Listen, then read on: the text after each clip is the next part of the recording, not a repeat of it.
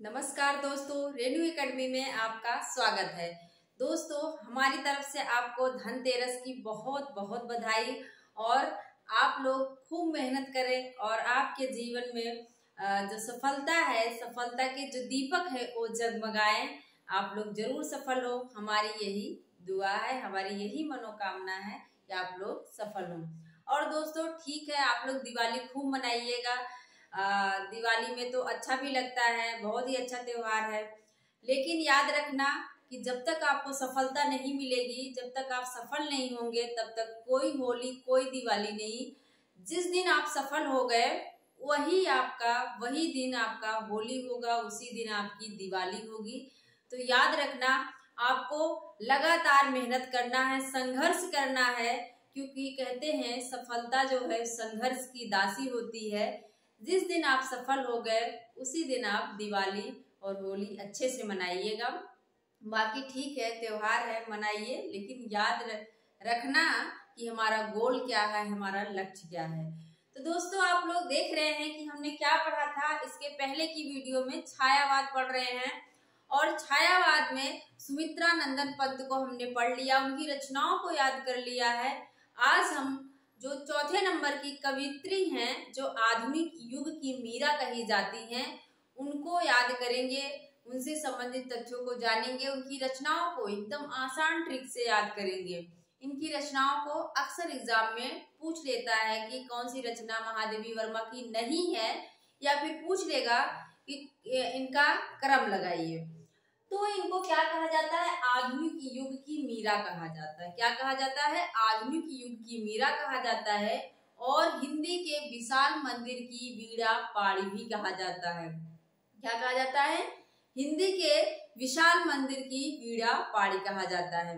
इनका जो जन्म है वो 1907 ईस्वी में होता है। और कहाँ होता है? फर्रुखाबाद। कहाँ होता है इनका जन्म? फर्रुखाबाद में होता है। और मृत्यु कहाँ होती है? इलाहाबाद। इनका जो ज्यादातर समय था ना, वो इलाहाबाद में ही बीतता है। और आप लोगों ने देखा कि छायावाद में तीन लोगों की मृत्यु कहाँ हो रही? इलाहाबाद में। निराला जी की भी मृत्यु इलाहाबाद में होती है, पंत की भी वही होती है इलाहाबाद में, और महादेवी वर्मा का भी जो मृत्यु काल होता है, मृत्यु जो होती है वो इलाहाबाद में ही होती है। तो एग्जाम में पूछ सकता है कि ऐसे कौन से कवि हैं जिसकी मृत्यु इलाहाबाद में हुई है। इन लोगों को दे देगा और एक किसी और को उठा के रख देगा। तो याद रखना, 3 लोगों की मृत्यु कहाँ होती है? इलाहाबाद में होती है। और इनको आधुनिक युग की मीरा कहा जाता है। अब इनकी रचनाएं हैं, ये जान लीजिए, बौद्ध दर्शन से प्रभावित थी। किस दर्शन से? महादेवी वर्मा जो हैं वो बौद्ध दर्शन से प्रभावित थी। जो जयशंकर प्रसाद हैं वो शैव दर्शन से प्रभावित है, आनंदवाद। और जो निराला जी हैं, निराला जी का भी नहीं याद आ रहा है, तो आप लोग कमेंट बॉक्स में बताएंगे कि निराला जी किस दर्शन से प्रभावित थे। इसके बाद है, और पंत जी जो है वो अरविंद दर्शन से। हमने ट्रिक भी बताई थी, सुमित्रा नंदन में आधा नादा है और अरविंद में भी वही है सेम। तो अरविंद दर्शन से प्रभावित कौन हो जाएगा? सुमित्रा नंदन पंत हो जाएंगे। प्रिय प्रतीक पूछा जाता है। प्रिय प्रतीक इनका क्या है? दीपक और बादल। क्या है? दीपक और बादल इनका प्रिय प्रतीक है। अब देखते हैं इनकी रचनाएं हैं। निहार, रश्मि, नीरजा, सांध्य गीत, यामा, दीपशिखा, सप्तपर्णा। नीरजा की जो भूमिका है ना, एग्जाम में पूछा हुआ क्वेश्चन है एलटी में कि निहार की भूमिका किसने लिखी है? तो निहार की भूमिका जो है वो हरिऔध जी ने लिखा था। किसने? हरिऔध जी ने लिखा था निहार की भूमिका। और इनका जो यामा है ना, ये 40 की रचना है, आप सब जानते रहिए। यामा जो है 40 की रचना है। और इसमें निहार, रश्मि, नीरजा, सांध्य गीत, मतलब ये सारे इसमें जो हैं इस संग्रहित है। क्या है? यामा जो है ना, ये चारों रचनाओं का एक संग्रह है। और यामा पर इनको ज्ञानपीठ पुरस्कार भी मिलता है। क्या मिलता है इनको? यामा पर ज्ञानपीठ पुरस्कार मिलता है। कब मिलता है? 1982 ईस्वी में। ध्यान से इसको याद रख लेना। यामा पर महादेवी वर्मा को ज्ञानपीठ पुरस्कार मिलता है, और कब मिलता है तो 1982 ईस्वी में मिलता है।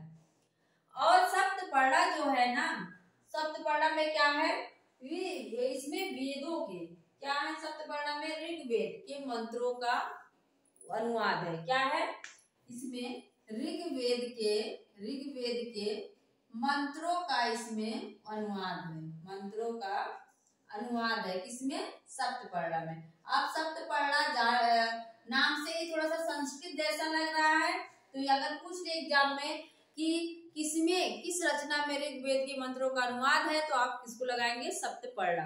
अब हम रचनाओं को याद कर लेते हैं। निहार, जब सुबह होती है महादेवी का दर्शन करने हमें जाना है। एक स्टोरी बनाइए, जब सुबह होती है हमें महादेवी का दर्शन करने जाना है, तो हम क्या करते हैं, पहले सुबह सुबह उठ के हम निहारते हैं। बाहर क्या है, अभी तो मोबाइल हो गया, अलार्म, हम मोबाइल देखते हैं, लेकिन पहले क्या होता था, हम ऐसे देखते थे बाहर, ऐसे क्या करते थे, आंखों में के देखते थे, निहारते थे कि सुबह हुई कि नहीं।